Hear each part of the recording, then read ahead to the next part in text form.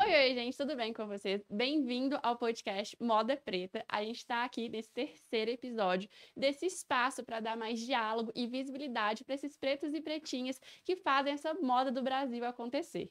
Eu sou Bárbara Procássia, estrategista criativa de marcas de moda. Sim, gente, eu ainda erro a introdução, tá? E sou fundadora da Pesponto, uma agência focada em marketing de moda. E hoje, nesse terceiro episódio, a gente tem uma convidada muito especial. Ela, uma mulher que dá um novo olhar para as peças, que ela reestrutura peças que muitas pessoas iriam falar, não, isso aqui não serve para nada. Ela, Fernanda Teixeira. Muito obrigada pelo convite, Bárbara. Eu tô muito honrada em estar aqui hoje, tá? Ansiosa, um pouco nervosa, mas assim, vai dar tudo certo. Nervosa, sempre estamos. Sim. Viu? Eu não consigo nem fazer a abertura do meu próprio podcast. Acontece. Acontece. Gente, vou introduzir um pouquinho mais a Fê, porque eu sou íntimo, tá? Né? Só eu, assim, só os íntimos podem chamar de Fê. Mas a Fernanda, ela tem uma rede social chamada Instagram, né? Onde ela traz discussões muito importantes e muito potentes sobre moda, identidade e resistência, né?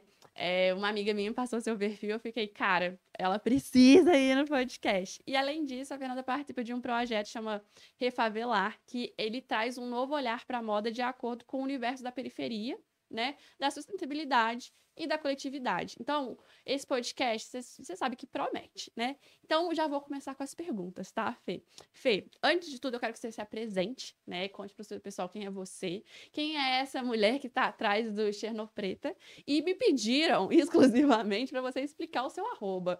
Ok. Eu vou começar explicando pelo meu arroba, porque é uma pergunta que me fazem muito. A minha rede social está crescendo ultimamente e só quem é muito antigo lembra de todo esse rolê. O que acontece? Eu comecei a criar conteúdo em 2018. E eu ainda não falava sobre moda, apesar de ser apaixonada por moda. Eu falava sobre política e o movimento antirracista. E aí existiam umas pessoas que não gostavam muito desse assunto, né? Sempre. E aí tinha um rapaz em específico que ele adorava me xingar nos comentários do TikTok. E ele falava que eu era tóxica, que o meu conteúdo era separatista, que eu separava pretos de branco e que o meu discurso vinha de Chernobyl. E aí, eu cansei de debater com ele. E assim, quando eu canso de debater com a pessoa, eu começo a debochar, eu entro, porque aí a pessoa cansa, sabe? E aí eu mudei o meu username pra Cherno Preta, pra debochar desse rapaz. E pegou. Entre as pessoas que eu criava conteúdo, falava, não muda não, mantém e tal. E aí, Cherno Preta vem justamente por isso, porque as pessoas, naquele momento, algumas pessoas falavam que o meu conteúdo era tóxico, e que eu era, que eu estava separando, que eu era mimizenta. Falei, sou, então... 2018, né? O pessoal ainda não estava preparado para isso. Exatamente. E aí, eu mudei o meu username e ficou. E hoje eu não consigo tirar o Cherno Preta mais, porque virou a minha marca registrada. Mas perfeito, assim. Tem um conceito Não, por assim, trás. até no hate, Sim, a gente consegue costurar as coisas. exatamente. A gente reconstrói alguma coisa ali. E Não, ele mas desapareceu depois que eu coloquei. que Cherno desnecessário Preta. essa pessoa, sabe? Não. Tipo assim, a pessoa parar a vida dela. Exato. Não, e eu bloqueava, e ele fazia outro perfil, e aí ele me xingava do outro perfil, e criava outro perfil. Sabe, usava, sabe, blusinha verde e amarela, tinha um discurso muito específico. E aí eu falei, não vale a pena não, mas ficou. Pelo menos ele me deu um nome. Cara, né? E, assim, não, e engajamento, né? Exatamente.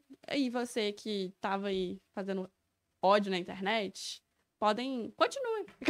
Eu sei que você sabe que é você, eu sei que você sabe que o meu nome foi criado por sua causa. Você tá acompanhando. Eu sei, ele Exatamente. deve acompanhar, deve ficar certeza. no cantinho assim de casa, em posição fetal. Ele fica assim, meu Deus, eu criei um monstro, Ele entendeu? está me odiando porque eu não desisti, eu não parei de falar. Exato, exatamente. E quem é Fernanda? Então, a Fernanda é uma mulher preta de 32 anos, mãe de duas crianças. Eu sou mãe atípica também, eu tenho um filho com síndrome de Down e autismo. Sou mãe solo, apaixonada por moda desde pequena. Eu faço parte da ANEDUC, Associação Nevense de Educação e Cultura, sou militante lá dentro. E dentro da ANEDUC nós temos o Refavelar. Legal. Refavelar é a nossa marca periférica, de moda periférica. Eu coordeno ela junto com a Stephanie Barbosa, que é a minha parceira de vida, e o Thiago Totti, que é o diretor da instituição. E o Refavelar, ele apareceu na minha vida num momento muito específico. Porque eu vou contar rapidamente a minha trajetória. Claro, não. Nem precisa rapidamente, temos tempo. Então, vamos lá. Eu cresci no bairro, lá em Ribeirão das Neves, nasci em Ribeirão das Neves. Eu era uma criança muito criativa, muito alegre, muito cheia de vida e muito artista, sabe? E aí chegou na fase da adolescência que muitas mulheres pretas, muitas meninas pretas têm que se camuflar para ser aceita. Então, assim, aquele meu ar artista, aquela minha estética não seria muito aceita para conseguir um emprego. Então, eu me camuflei, eu matei aquela criança por um tempo. Até que eu comecei a trabalhar numa loja de departamento muito grande e ficar completamente obcecada pelas coleções que chegavam. E eu me lembro que em 2009, se eu não me engano, teve uma coleção da Beyoncé, inspirada na Beyoncé. E eu fiquei assim, meu Deus, eu quero. Eu preciso de tudo. E eu era menor aprendiz, o meu salário ficava todo ali, era uma tristeza. E a partir desse momento eu também comecei a comprar revistas Vogue, porque eu queria entrar nesse universo. Só que eu lia a revista e eu não me encontrava, eu não entendia, eu não sabia o que estava acontecendo ali. E aí, mesmo sendo muito apaixonada por moda, eu dei uma afastada, porque eu entendi que aquele universo não era para mim. Eu não estava nas revistas, eu não estava nos discursos, eu não estava em lugar nenhum. Então, eu me afastei. Só que, ao mesmo tempo, eu continuava inserida sem saber. Porque eu sempre fui apaixonada por tendências, por que tal, mas eu não tinha dinheiro. Entendeu? Então, assim, o que eu faço com o que eu tenho? Eu tinha tintol, tesoura, agulha E uma linha. E um E sonho. um sonho. Então, eu pintava as minhas peças, os meus shorts ficavam podres, assim, de desmanchar, de tanto que eu pintava e trocava de cores, tachinhas nas blusas, nas jaquetas. Então, eu sempre estive inserida sem saber. E aí, vivi a minha vida adulta, tive os meus filhos, aquela coisa toda. Eu fiquei meio num limbo, assim. E aí, em 2018, eu resolvi começar a criar conteúdo para internet. Porque eu não sei se vocês perceberam, mas eu falo muito. E eu precisava botar as minhas ideias para fora. Eu estava me descobrindo enquanto mulher preta. Eu estava me descobrindo enquanto mulher periférica. Entendendo essa estética e tudo que me construiu, tudo que me atravessou. E eu queria gritar para o mundo isso. E eu comecei a criar conteúdo para internet. E aí eu comecei a falar sobre a luta antirracista, sobre política, sobre conscientização. E eu fui conseguindo no TikTok números maiores, né? Eu tenho 71 mil seguidores lá.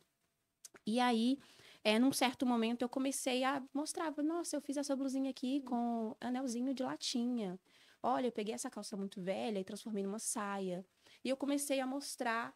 E nesse meio tempo, eu comecei a entender que todo o meu discurso de antirracista, todo o meu discurso político, ele entrava diretamente com o que eu amava na moda. Porque nós somos corpos pretos, desvalorizados enquanto criadoras, desvalorizados enquanto pessoas. Sim. A nossa estética é marginalizada. E assim, o nosso existir é político. O nosso resistir é político. Então, eu comecei a estudar a moda a partir do meu olhar periférico. E aí eu comecei a criar esse conteúdo, já estava enquanto Cherno Preta, né? Já estava ali brigando com todo mundo e debochando. Nossa, eu era terrível, gente. Hoje eu estou mais calma, eu juro. Ai. Hoje eu ignoro mais. Eu falo, não vale a pena. Não vale estressar, sabe? Falo, fica bom, então. É isso aí.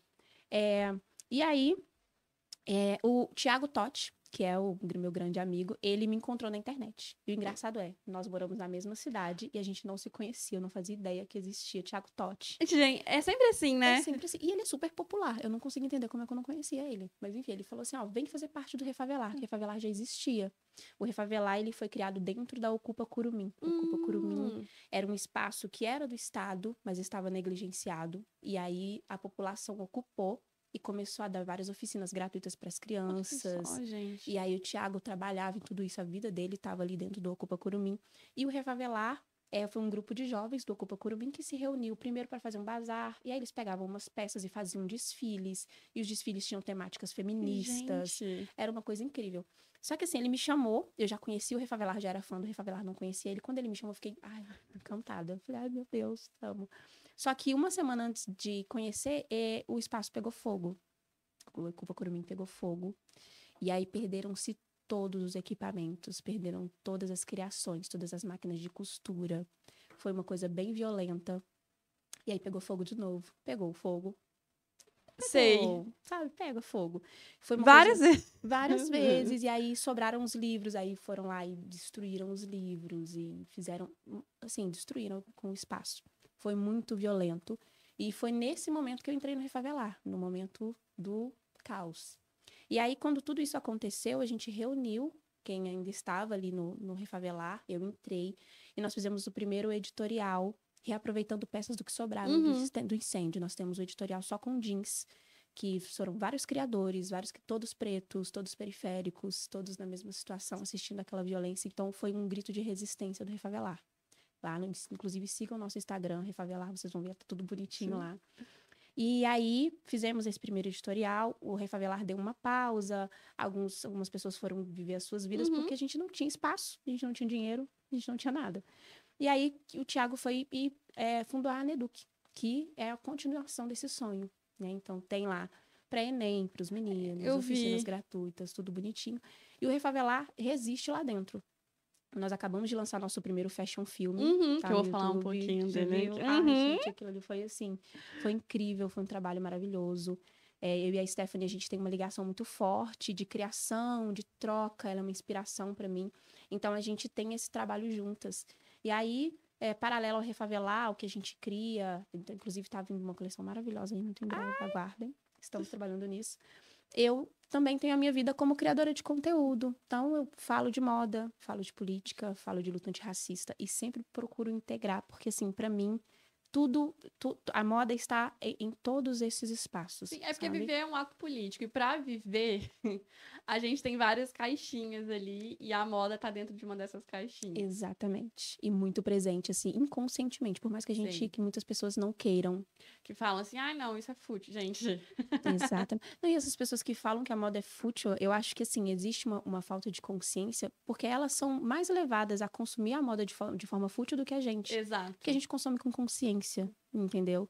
Então, eu tenho amigos que falam, é fútil, essa bermuda aqui eu paguei R$20. Eu falo, cara, a pessoa que costurou essa bermuda, e você tá pagando R$20, você acha que ela recebeu de forma adequada e de forma digna?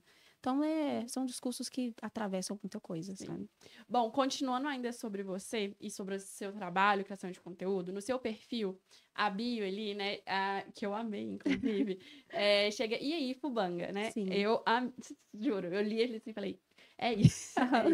E para quem não sabe, né, Fubanga, ele é muitas vezes usado de forma pejorativa, né, relacionada a mulheres que usam muito estampas, unhas estileto com muitos detalhes, que se colocam mais sexy que a sociedade fala, o chinelinho ali, Havaiana, Scanner. E aí, quando você traz essa expressão, ainda assim, na sua bio, você já coloca uma forma de contradizer esses padrões, assim. Então, eu queria que você explicasse um pouquinho para quem chega, assim, já olha, por que você usa esse termo, né? Então, a palavra é com você. Então, isso também veio de uma provocação da internet, porque assim, a gente passou na era clean girl, todo mundo igual, todo mundo de bege, e uma coisa muito complicada, e eu não me importava tanto, porque assim, desde que você esteja feliz, use o que você quiser, mas veio um discurso junto com isso de assim, do colocar a mulher periférica como fubanga, como a brega, e todo vídeo que a gente via, como ser elegante. Nossa, isso me mata. Sim, meu Deus, gente. E eu assisti, aparecia direto, né, pra mim. E eu não tô interessada, não interessada. Não adiantava.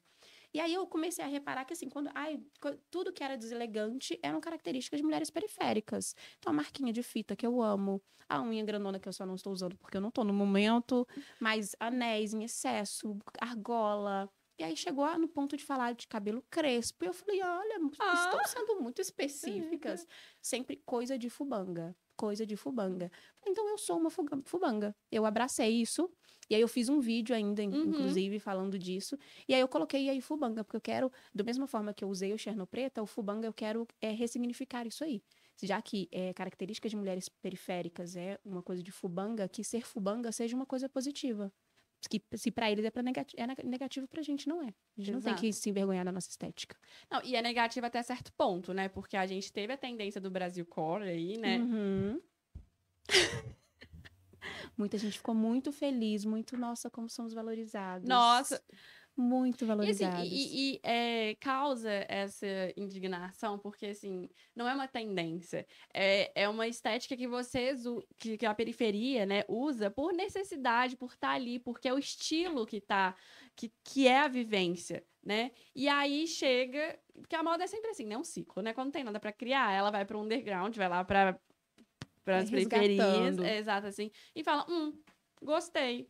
Acho que eu posso colocar isso aqui num desfile, né? E falar que é legal e tudo mais, e tirar todo o valor que tem em cima disso, né? Então, quando vê esse Brasil com... Assim, né? Eu particularmente que, gente, as pessoas usam roupa de time tem muito tempo. Gente, eu Havaianas. tenho um tio atleticano que eu nunca vi ele com outra camisa que não fosse do Atlético. Só em casamentos que ele coloca uma blusinha social, assim, mas você vê Preto que e ele tá branca completamente ainda. indignado de não estar com a blusa do Galo.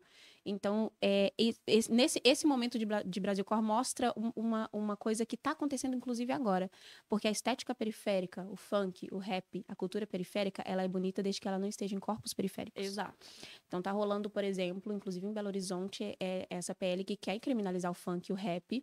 E aí, todas essas pessoas, essas marcas que lucram com a estética periférica, estão em silêncio. Porque a periferia, a estética é isso, mas os corpos periféricos que sofram, que se explodam. Eu só quero lucrar. Aí vem um gringo, porque gringo é apaixonado pelo Brasil, pela estética Fala brasileira. Brasil, fala uou. Exatamente. Aí você vê uma loura com uma blusa do Brasil no Pinterest. Amarradinha aí, na cintura ainda, mostrando o exatamente, corpinho lá toda linda. numa Havaiana.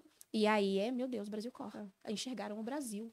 Descobriram o Brasil De novo! Meu De Deus, novo! que coisa do Álvares Cabral, meu bem. De novo! E aí a gente pergunta, beleza, a camisa do Brasil é tão legal, a Havaianas é tão legal, mas por que eu, enquanto mulher preta, se eu tiver com uma blusa do Brasil e de Havaianas, eu sou seguida dentro de uma loja, dentro de um Não, shopping? sim, vão te olhar de cima e embaixo e falar assim que Não vão nem me atender. não vão nem me atender. E aí, por que os corpos pretos dos meninos, porque no corpo do Playboy é super aceitável. aceito, tá maravilhoso. Mas o menino preto com camisa de time e chinelo tem uma abordagem um pouco mais carinhosa, entendeu? Tem um segurança que fica ali acompanhando. A gente entende como é que funciona. E, né, o que me deixa reflexiva é que é isso, sabe?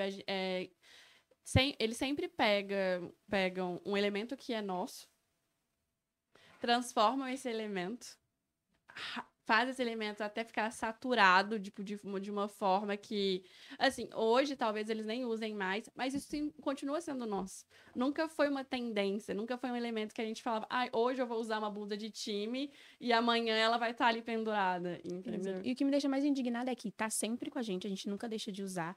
E aí lá no meio deles, eles falaram, não vou usar mais porque lá já estão usando. Já tá saturado. Igual a estética King Girl. Acabou porque chegou na gente. Exatamente. E agora o pessoal tá querendo usar muita estampa. Quer virar borro, babado, umas estampas lá fluida. Porque é sempre assim, quando chega na massa, eles falam, não pode. E a outra coisa que me irrita é essa, a borro chique. E aí eles pegam movimentos sociais gigantescos, revolucionários. E transformam numa coisinha assim. Sim. Eu tô com um babado e um cinto. Eu borro chique. E aí eles esvaziam completamente o significado das pessoas que realmente iniciaram esses movimentos. Movimento hippie, já fazem isso com funk, fazem isso com movimentos revolucionários o tempo todo. E é por isso que muitas pessoas enxergam a moda como futilidade, infelizmente. Sim. Porque isso aí, infelizmente, é o que tá à frente, é o que se mostra primeiro. Esses criadores de conteúdo que só mostram luxo, que só mostram tendências. Que, eu comprei uma bolsa de 500 mil reais, me mimei.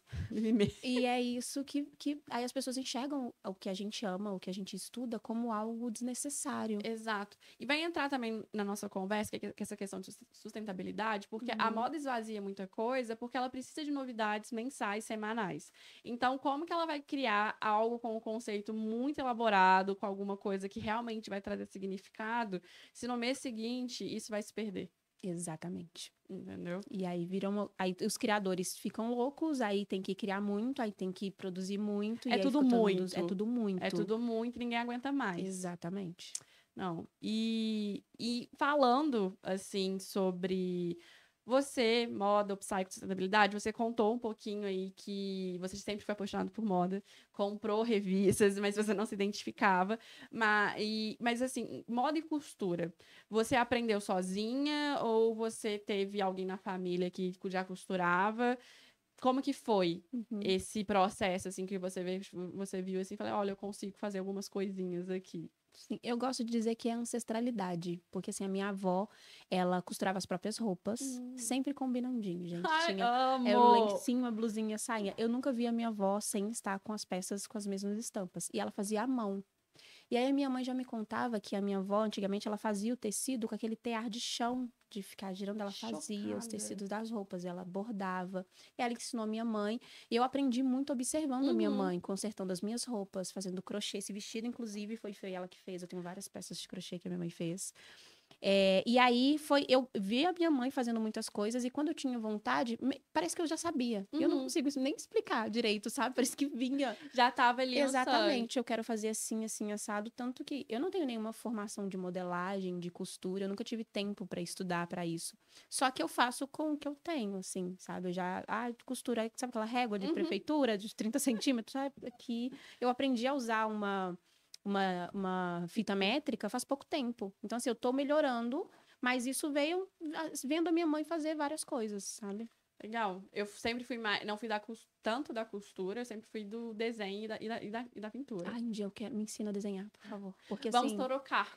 no Refavelar eu deixo todo mundo louco, a Stephanie também, a gente fica, porque eu não consigo, tá na minha cabeça, E passar pro não papel. sai. Aí eu desenho, a pessoa não tá entendendo, aí eu tenho que, tá vendo? Assim, deu É assim. certo, ó. Tava óbvio. Tá vendo? É que... Era só isso aqui. Aí, Muito ruim no desenho. não, eu sempre, acho que antes de fazer qualquer coisa, eu peguei um lápis e falei, tchá. Ai, perfeito. Um dia você me ensina. A gente troca. A gente troca. Porque, assim, costurar eu fiz a faculdade, né? Sim.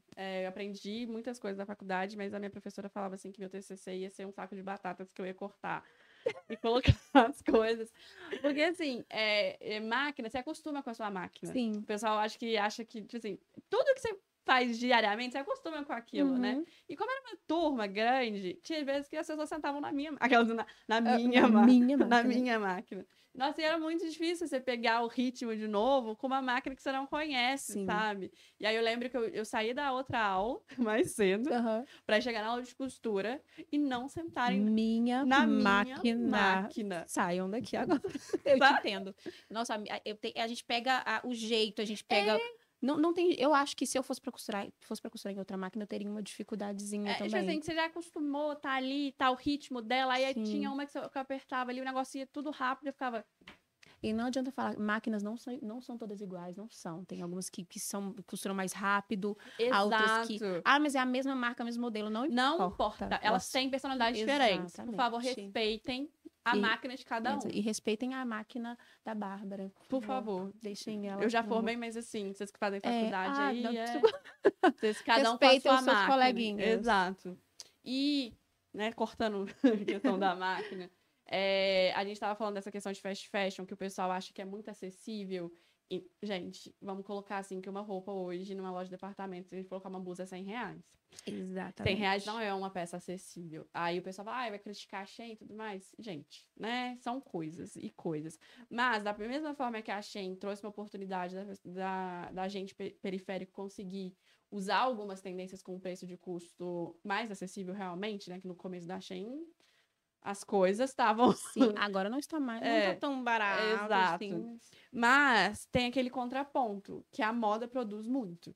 E não sei se o pessoal sabe, é tanta produção que muitas coisas são descartadas. Hoje a gente tem o deserto do Atacama, que é um lixão a céu aberto de roupas. E que chegam toneladas e toneladas de peças, assim, que tem gente que vai pro deserto para garimpar as peças, porque são peças novas, ou peças com, tipo assim, com um defeito, sei lá, o botão aqui deu errado e a gente jogou ali, ou não vendeu, porque acontece isso. É tanta produção que resolve? O que a gente vai fazer para isso aqui não perder valor? A gente joga fora. Então, chega a ser absurdo, Sim. Né? E aí eu queria entender como que você enxerga esse processo, né? Tipo, o pessoal chega e fala, fast fashion, a Shein, né, que eu vou ter que, infelizmente, citar, ela veio aí para conseguir disseminar um pouco a moda, mas, em contrapartida, a produção não é nada legal. Nem só do lixo, né, gente? A gente tem que colocar aí a mão de obra das pessoas que estão costurando isso aí. Não é legal. Exatamente. Como que você lida com essa dualidade, assim? Então, é um assunto que me atravessa muito porque as pessoas na periferia... Mas, assim, a Shein não é periferia... não compra Shein, porque as peças não são tão baratas, tem a questão da taxação também. Então, assim, não é que a periferia consome. Eu acho que classe média consome mais Shein do que a própria periferia. Mas democratizou algumas coisas, abriu os olhos das outras marcas para pessoas gordas, por exemplo. Sim. Então, tem essa questão.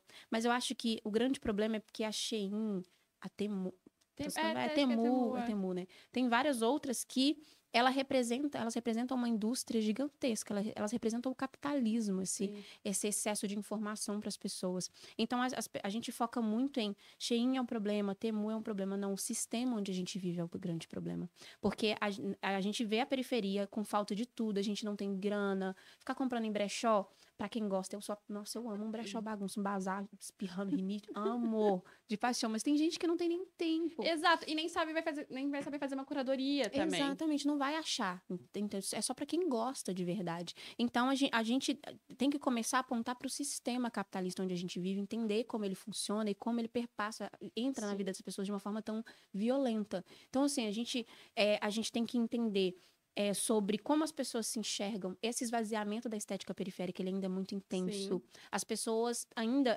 eu cheguei depois dos 30 anos que eu falei, cara, eu sou uma pessoa periférica, moro na favela, eu não tenho vergonha nenhuma disso, eu uso o que eu quero. Mas até a minha adolescência eu morria de vergonha disso. Eu queria parecer com as meninas da revista, eu queria parecer com as meninas da revista Capricho, porque na minha época não tinha TikTok, não, nem Instagram. Gente, a gente vivia de Capricho, de Colírio e Capricho, inclusive. Eu queria ser uma menina da Capricho, então eu queria ser Manu Gavassi. Cara, sério, eu tive momentos que eu falo... com a handmaidzinha, exatamente, prendendo sangue na testa, assim, até... Eu tive essa fase que eu alisava o cabelo e tinha handmaid. E eu também, então assim, a gente... É só uma atualização desse momento, e aí eu acho que é muito importante a gente trabalhar a autoestima periférica, é importante que marcas como Refavelar, como outras que estão aí crescendo e trabalhando, elas consigam entrar na vida das pessoas, não só com produtos, não só, mas com discurso. Sim. Mostrar que a periferia tem o seu lugar, mostrar que você, todo aquele processo que a gente passa de reaproveitar a roupa do primo, a roupa da prima que vem, não tem problema nenhum, porque roupa não é só roupa, mas ainda é um tecido. E eu lavei, ela tá nova, ela tá linda. Mas eu acho que quando a gente começar a trabalhar a autoestima periférica nesses jovens, a trabalhar a consciência de consumo nas pessoas de uma forma que elas entendam, que a gente fala de consumo, a gente fala de sustentabilidade, mas a gente não usa um discurso que alcança a periferia. Sim. Então as pessoas não vão entender que comprando e alimentando a fast fashion, ela está ajudando a poluir, porque esse discurso não chega até nós, sabe? Então assim, tem uma grande problemática, mas se não existisse esse sistema capitalista que alimenta isso de forma tão agressiva, não existia o Shein, não existiria Temu e muitas outras. E para chegar nessa conversa na periferia, porque assim, pra a periferia conseguir comprar numa fast fashion, ela não vai querer saber de sustentabilidade. É tipo assim, cara, eu tô conseguindo comprar, entendeu? Então, assim, sustentabilidade que se foda. É a primeira vez que eu tô conseguindo ter esse produto. Então, assim, a última coisa que ele vai pensar, tipo... Não, fora a onda negacionista que existe, que tipo assim, não, aquecimento global, ebulição global, né? Porque a gente já passou dessa fase. A gente vai morrer de calor, ebulição global, jamais, não tá acontecendo, não tô sentindo, tá frio, não tá quente. Fez frio esse ano. Eu não achei que fazer frio esse ano. Eu não estava nem preparada.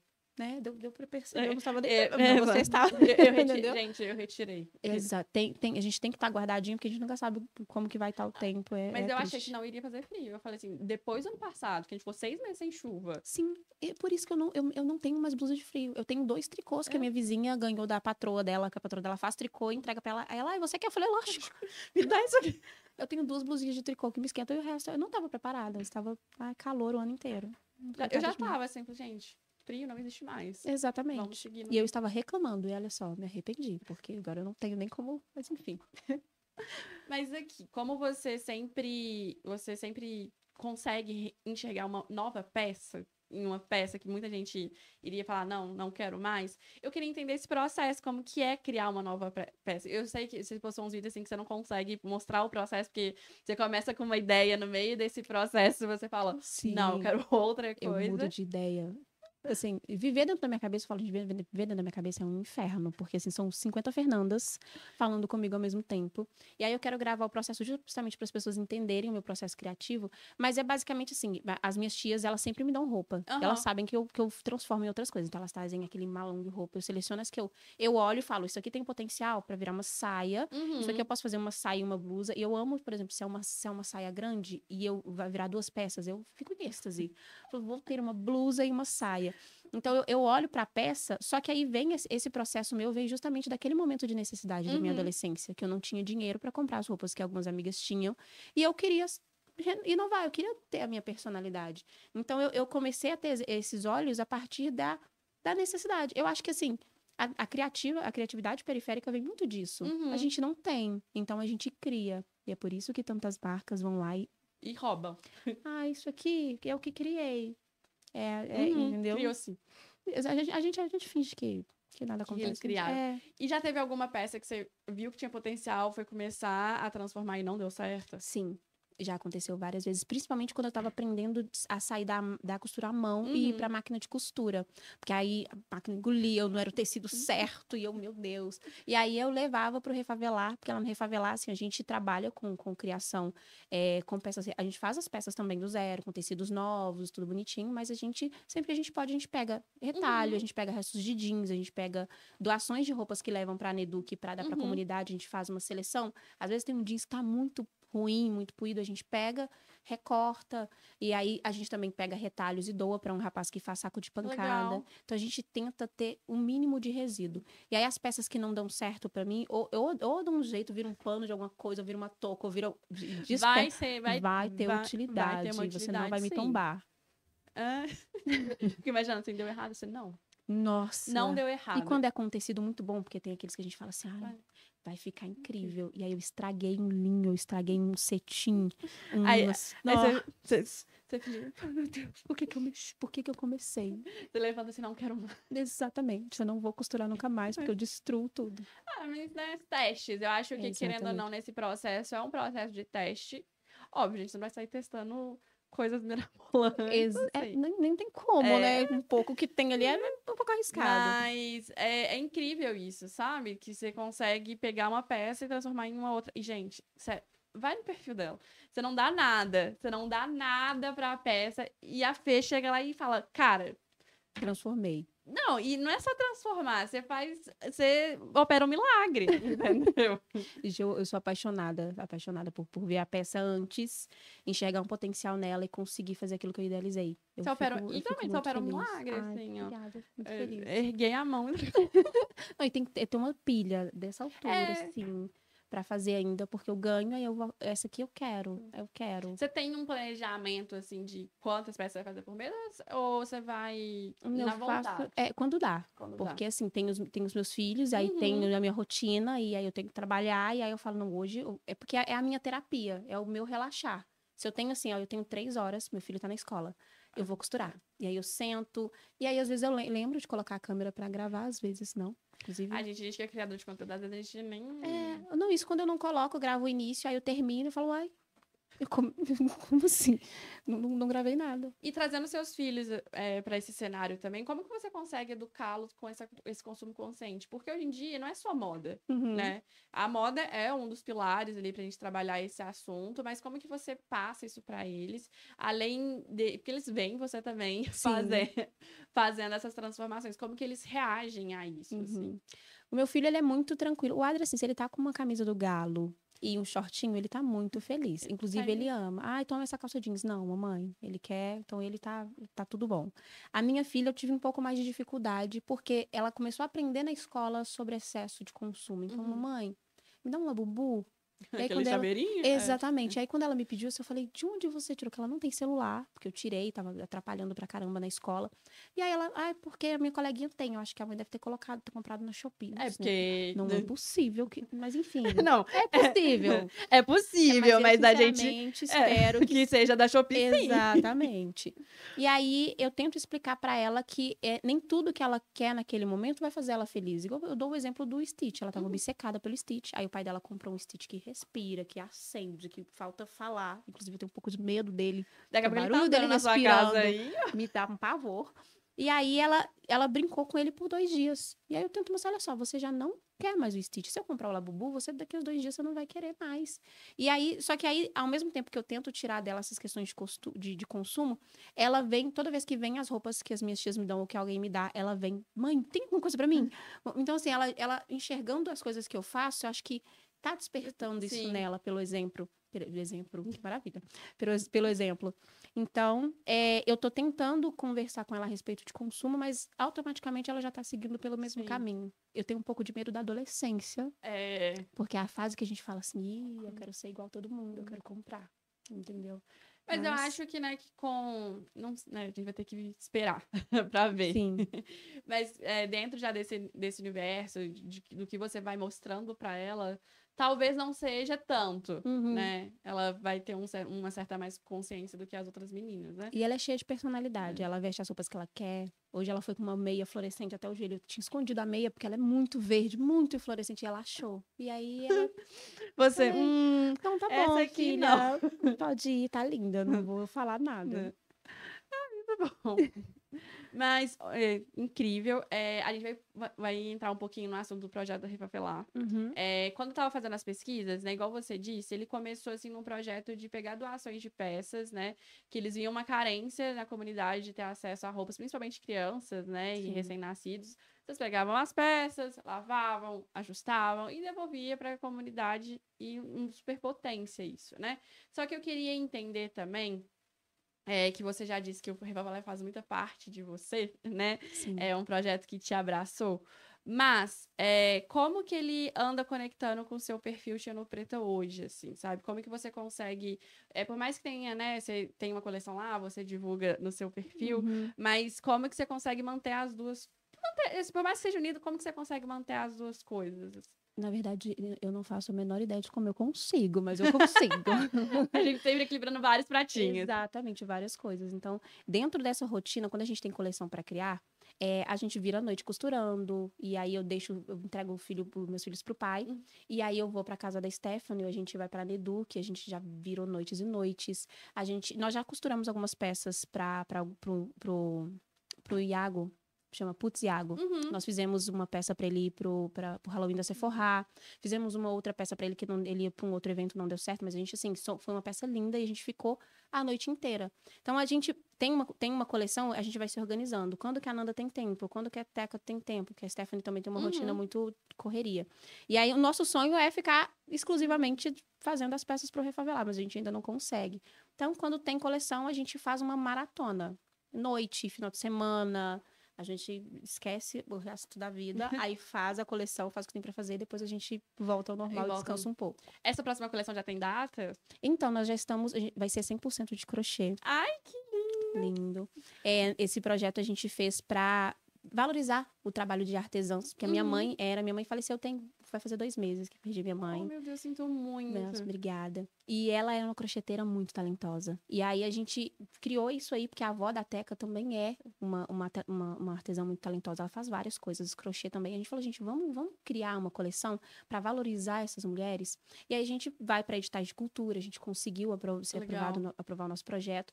E aí a gente vai fazer uma coleção que daqui a uns 4 meses já deve estar aí. Porque a gente vai pegar o trabalho delas e juntar com o nosso trabalho e fazer todo um processo.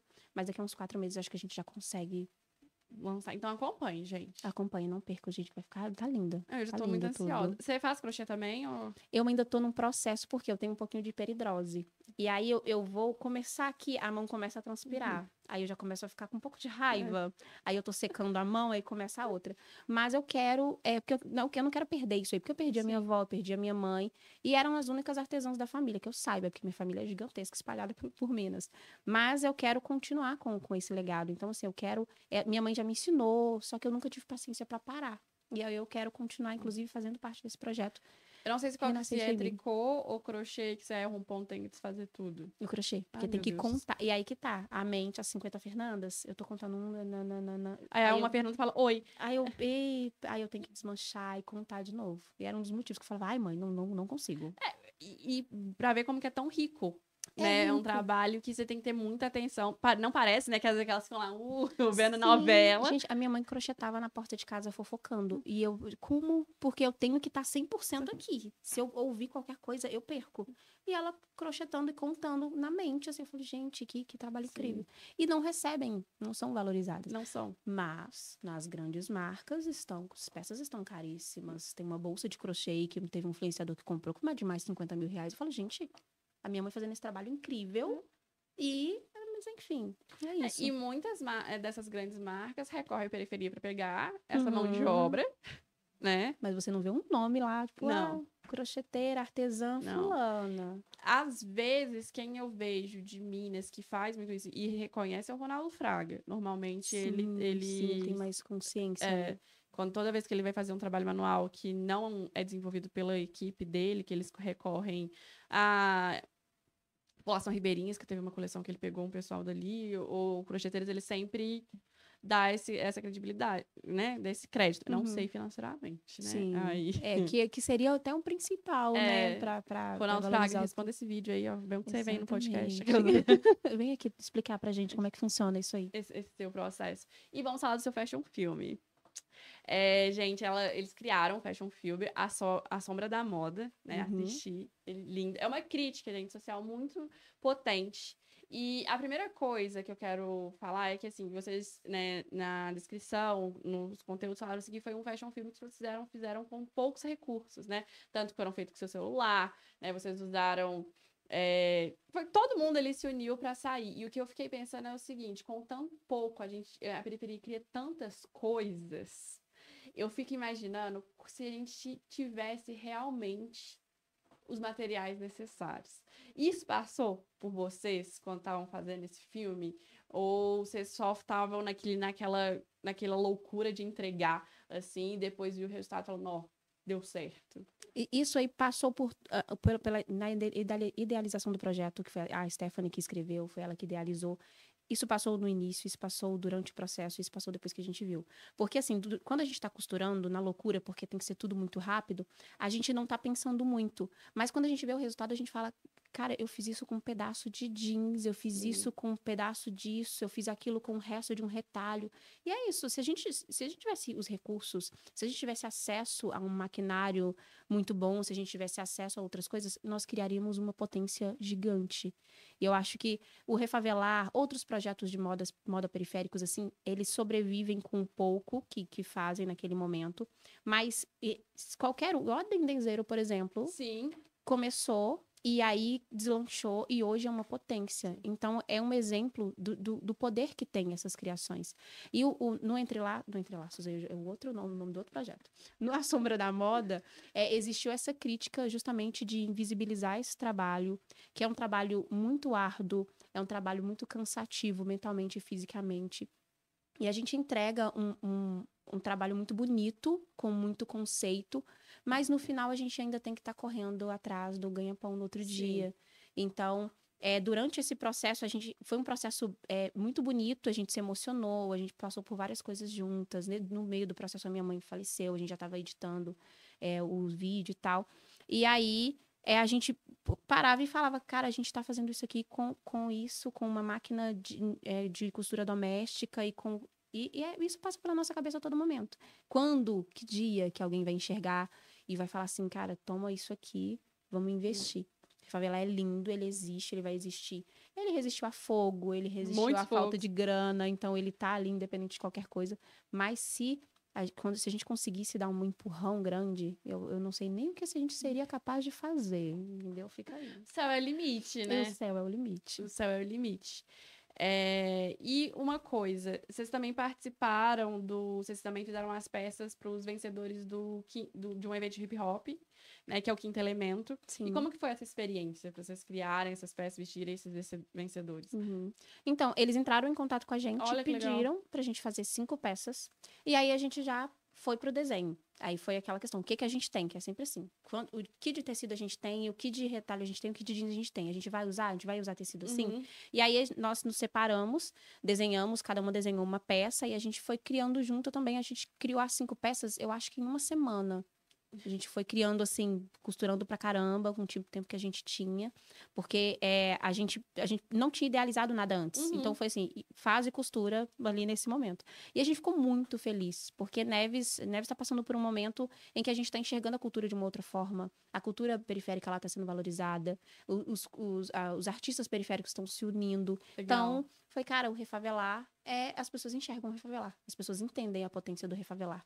E aí, quando a gente tava lá eu amo batalha de rima. E aí, os meninos estavam muito felizes com o que eles tinham ganhado, agradecendo a gente. Tem o Azuka, por exemplo, que ele usa, onde ele vai, ele usa a blusa que do Refavelar, maravilhosa.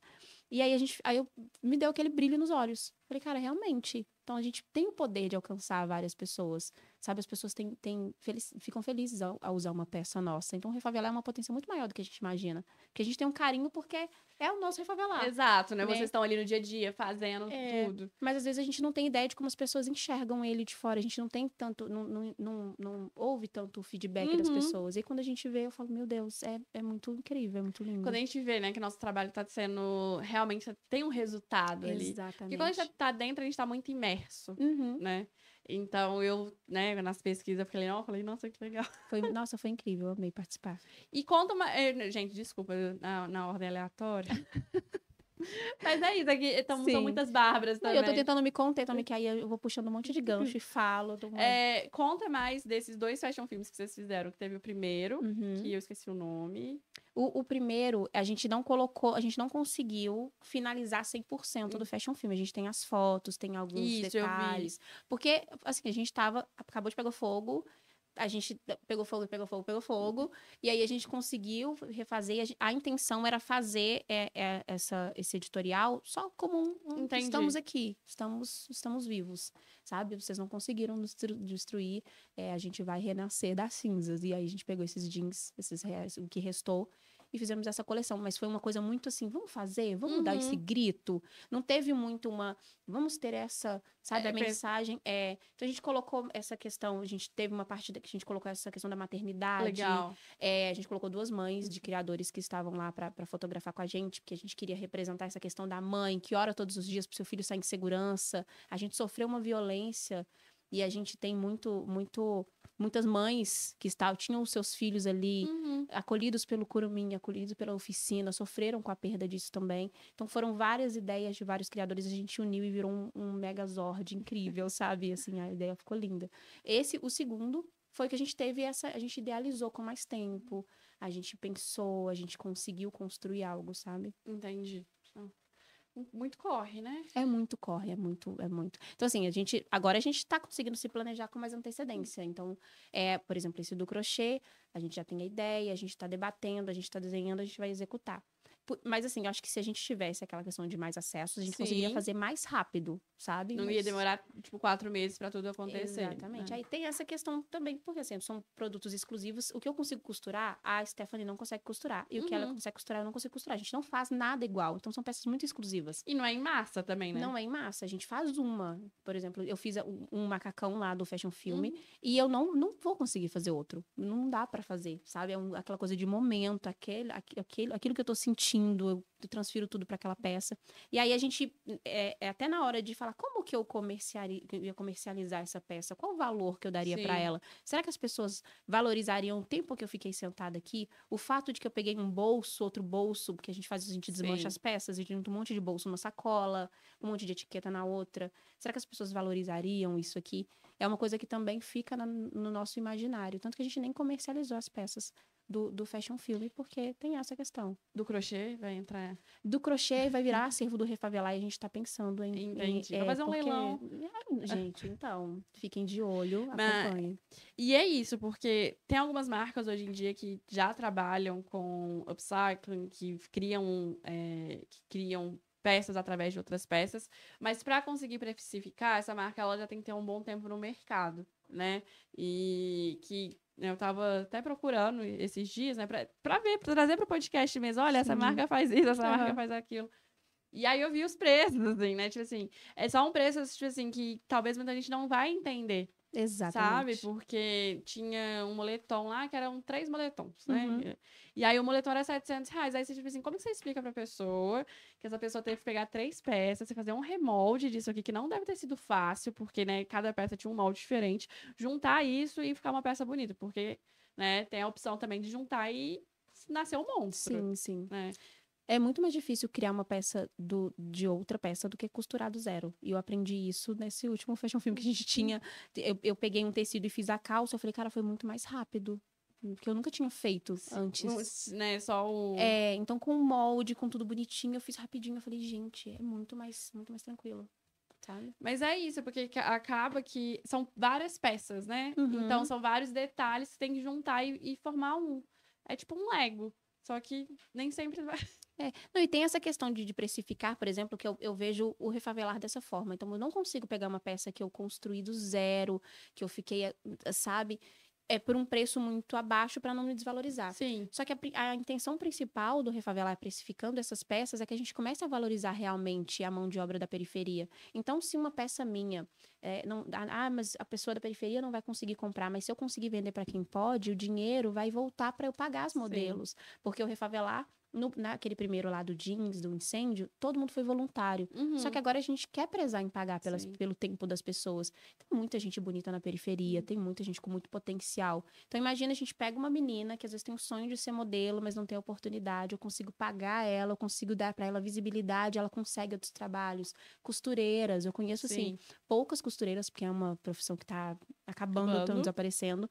Mas que elas ficam R$ 10 para fazer barra de calça, para consertar um zíper. Eu falo, cara, uma senhora, e faz um trabalho incrível. E se eu conseguisse dar dinheiro para ela, um dinheiro digno, você vai ganhar bem para fazer essa peça, sabe? Então tem as marcas de low fashion às vezes são criticadas pelos preços, mas além de entregar qualidade, você tem certeza que a pessoa que fez a sua peça tá ganhando bem. Exato. E eu vejo muito a dualidade das pessoas nessa questão do tipo assim, a periferia fez, agora vai vender com o valor muito alto e não ninguém na periferia pode comprar. Gente, se tem alguém comprando, já, tipo assim, esse dinheiro ele vai movimentar a economia. Não quer dizer que assim, chega, tipo assim, é um pouco chato, realmente.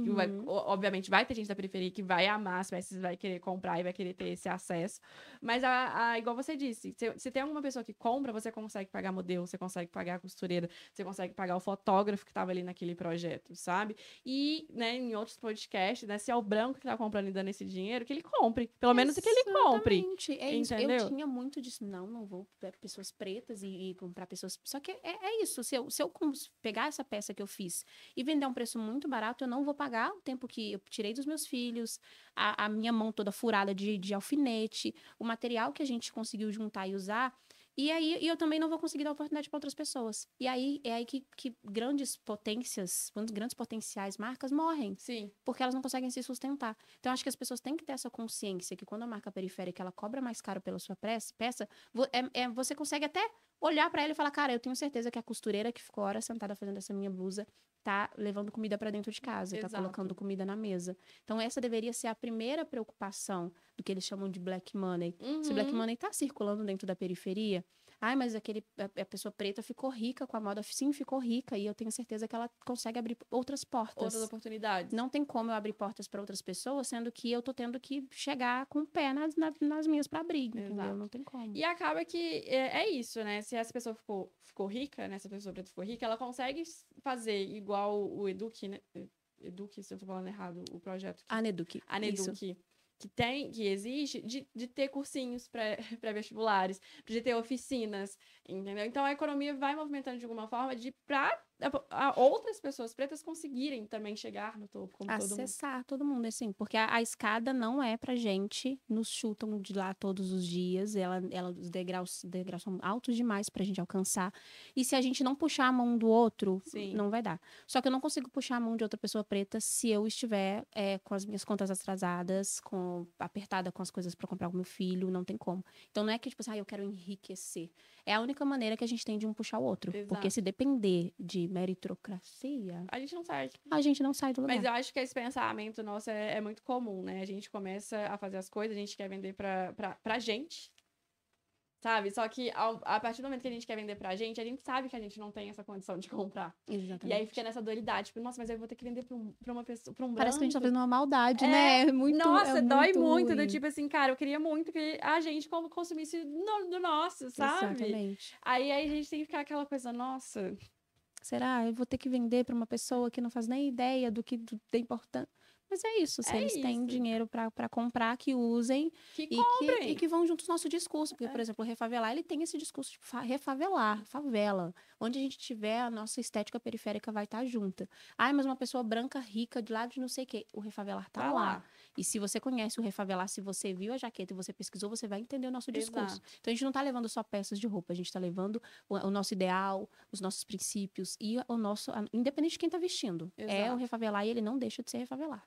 Não, e é uma abertura de visibilidade, né? Exatamente. Querendo ou não, são essas pessoas aí que levam a gente. Exatamente. Né? E não tem como a gente fugir disso, porque não tem outra alternativa pra gente. Então, se a gente começar o mundo de novo, né? Exatamente. O que tá muito difícil, né? Que isso, Terceira Guerra Mundial tá aí, gente. Mas acho que a gente não vai nem ver o resultado de... Nossa, gente, falar... Tô com 32 anos já tô até cansada, assim, de tanto... Momentos históricos que a gente tá vivendo, né? Ai, eu queria que fosse mais fácil. Eu tinha tantos sonhos. Tinha tantos objetivos. Bom, a gente tá chegando um pouquinho no final. Ai, tava tão bom o papo. E aí, a gente vai ter uma brincadeirinha, tá? Eu falei que ela vai cantar, tá, gente? Ai, gente, peraí. Mas, se você pudesse deixar uma mensagem pra quem da periferia que tá começando com moda, qual que é a mensagem que você iria deixar? Assim? Pare de seguir criadores de conteúdo que não representam a sua estética, a sua classe social e a sua vida. Procure inspirações que são como você. Tenham sua cor de pele, tenham sua estética. Comece a se inspirar nas pessoas que estão na rua. Vai pro ônibus, observa as pessoas que estão dentro do ônibus. Eu me inspiro em pessoas comuns. A moda acontece no dia a dia. Exatamente. Gente. Periferia que fala. Eu entrei e aí a gente tem aula 2 vezes por semana e eu tenho várias referências estéticas. A Caliandra, a comadre travesti, ela é maravilhosa. E aí tem a Dani, tem a Tef, tem a Cat. Então são várias referências de mulheres como eu. Então assim, sai da internet um pouco, procura referência em pessoas comuns e se entende. Quando você entender o lugar que você ocupa, a pessoa que você é, a sua classe social e o que você representa e a potência que você representa, você não vai ter problema de autoestima e não vai querer desistir do universo da moda. E é muito difícil a gente conseguir se enxergar. É um processo, né? É um processo a gente conseguir se enxergar, porque é isso. A gente começa com a nossa personalidade, a gente se enquadra e depois que a gente fala, não... Eu acho que eu quero ser invisível, eu quero ser igual a todo mundo. Clean girl. Gel no cabelo. O coquinho aqui atrás. Coquinho e calça social. Exato. E eu, tipo assim, eu tô passando por um momento de... Eu acho que todo mundo tem uma transição de estilo, né? Em momentos, assim. Eu tô mais estampada no momento. Eu acho incrível. E aí, eu fico observando as pessoas. Sim. E quando... Tipo assim, querendo ou não, porque eu usava muita alfaiataria, porque era meu estilo mesmo, mais sóbriozinho. E agora que eu tô mais estampada, as pessoas ficam, tipo assim... Por que tanto? Entrar na área estampada é complicado, porque a gente não consegue sair tão cedo, Exato. Tá? Eu te entendo. Mas aí fica aquela dualidade. Tem gente que pergunta, nossa, mas agora você tá tão assim, né? É que tá, as pessoas falam, moda, futilidade, mas estão enxergando que você tá passando outra mensagem. Exato. Inconsciente, estão tentando entender o que você tá querendo dizer. Então, a moda tá em tudo, a todo momento. Gente, eu quero ser mais criativa, por isso que eu tô... Gente, é lindo experimentar. Eu, por exemplo, odiava anéis, agora eu não consigo ficar sem, eu não consigo ficar sem brincos. E eu tô mudando o cabelo sempre. Eu amei seu brinco. Igual cabelo. Nossa, cabelo pra mim é, assim, um elemento de moda que, assim... Gente, um dia vocês vão me ver com esse penteado, outro dia vocês vão ver com trança, outro dia eu vou estar com um black. E parem de perguntar se eu vou... Exatamente. Gente, ser mulher preta é incrível, é só isso. Exato. Pronto, a gente tem a liberdade de ter diversos cabelos diferentes. Fazer cabelinho liso, meu filho. Não dá pra você fazer nem babyliss. Não segura uma trança. Quem são? Que vida! Que vida! E ficam falando mal da gente. Exatamente, implicando com o nosso cabelo. Exatamente. Bom, a gente vai pro nosso... Senão você vai ver. Desculpa. O nosso joguinho. Esse joguinho é um joguinho que sua filha vai adorar.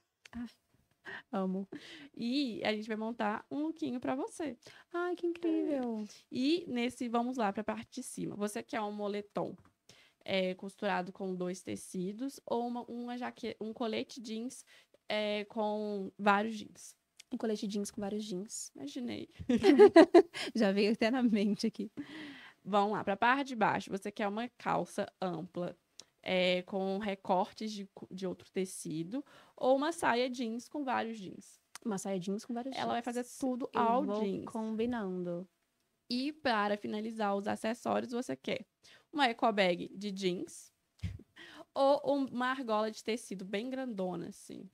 Nossa, agora eu fiquei na dúvida. Mas eu quero a argola, porque eu acho que a eco bag já tá o jeans demais pro meu gosto. Isso, Beyoncé andando ali, ó, toda Nossa, ali, toda poderosa. poderosa. Deixa eu tirar os outros aqui pra você visualizar melhor. Ai, tortou. Aquela assim, né? Bem perfeccionista, não. O ângulo perfeito. Exato. Desenhei. O seu lookinho. Ah, gente, inclusive farei. Amei! Ai, Por eu favor! tenho. Eu tenho jeans, eu vou fazer. Não, eu quero Ai, que ver essa incrível. produção. Pois farei. Aí atrás tem Gente, mais, pra caso perder as pecinhas, tem mais pecinhas. eu acho que eu não vou dar pra minha filha, não. Não, sim. É bom que ela está sem acesso à internet. Já é um... Não, mas primeiro eu faço, depois eu falo, ai, toma. Ai, eu amei. Ai, incrível. Muito criativo. Vou fazer essa semana, inclusive, porque eu quero fazer um vídeo costurando, eu vou fazer essa peça. Gente, nossa, isso vai ser o... Juro! Não me senti tão artista na minha vida. Eu achei incrível. Juro, eu vou chegar e você vai vestir... E eu tava precisando de inspiração, que eu tava com um bloqueio criativo horrível. Eu falei, meu Deus, como eu vou começar a desenhar agora e te passar. E já mando e falar o que você consegue tirar. Me dá agora. Ai, amei. Obrigada. Eu que agradeço. Gente, quando eu vou falar assim, gente, eu venci. Ai, eu amei, meu desenho gente. virou uma roupa. Vai virar uma roupa e eu vou fazer o mais rápido possível. Calma, no seu tempo, que eu sei impressão.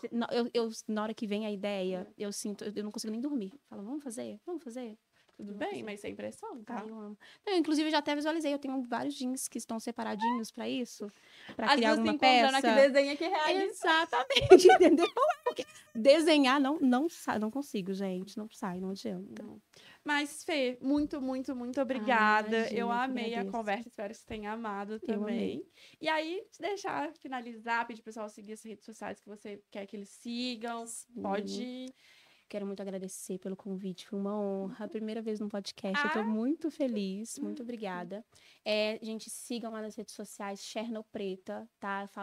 Não falo só sobre moda, falo sobre política, luta antirracista, consciência de classe. Então, se você não gosta desse assunto também, não precisa seguir, tá bom? Me deixa Por favor, quietinho. gente. Exatamente. Tem espaço pra todo mundo. Exatamente. E também sigam o Refavelar, tá? Um projeto de moda incrível. A gente tá reformulando várias coisas, a gente vai começar a criar conteúdo pra lá também. Então siga a gente nas redes sociais e nos dê essa força.